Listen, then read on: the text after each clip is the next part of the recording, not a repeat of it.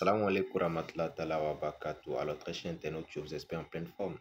Quant à moi, je vais très bien. Vous avez toujours la voix de votre loyal serviteur vénéré Maître Malik Apoké, instructeur spirituel, métaphysicien voyant, et certifié par l'État promoteur du cabinet international médical médium Maître Malik.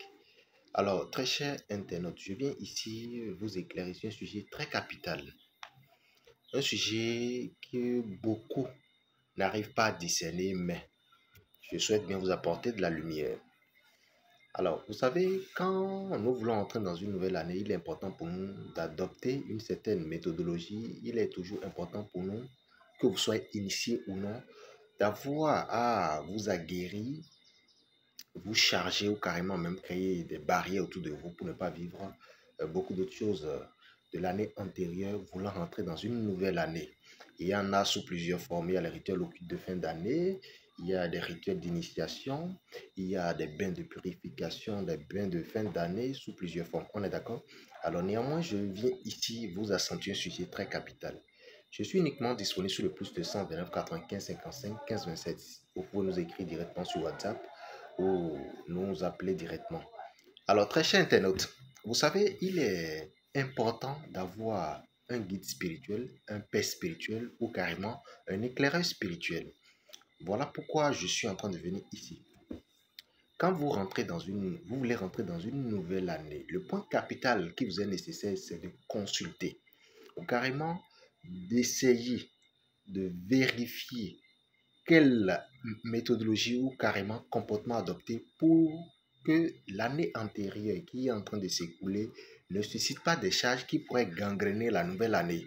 Voilà pourquoi moi je dis qu'il est toujours important de consulter. Primo. Secondo, le fait de consulter vous différencie des rituels généraux que tout le monde peut utiliser et tout le monde n'aura pas de résultat parce qu'il y a des choses que vous ne comprenez pas comme quoi le comportement que vous avez adopté, les pratiques que vous avez adoptées au cours de l'année. Vous comprenez, pour entrer dans une nouvelle année, vous savez, si vous n'arrivez pas soit dissoudre ces charges karmiques ou cosmiques, ou carrément même, si vous n'arrivez pas à purifier ou allouer la tâche à votre karma, ou carrément, si vous n'arrivez pas à purifier votre étoile ou lui donner de la lumière, vous risquez, malgré les rituels que vous ferez, de rentrer dans la nouvelle année avec cette même charge-là.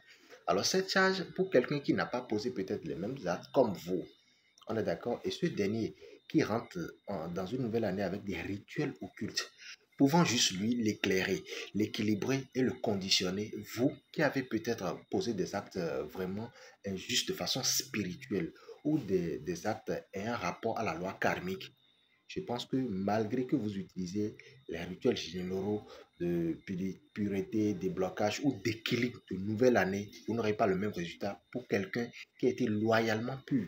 Je n'ai pas dit parfait.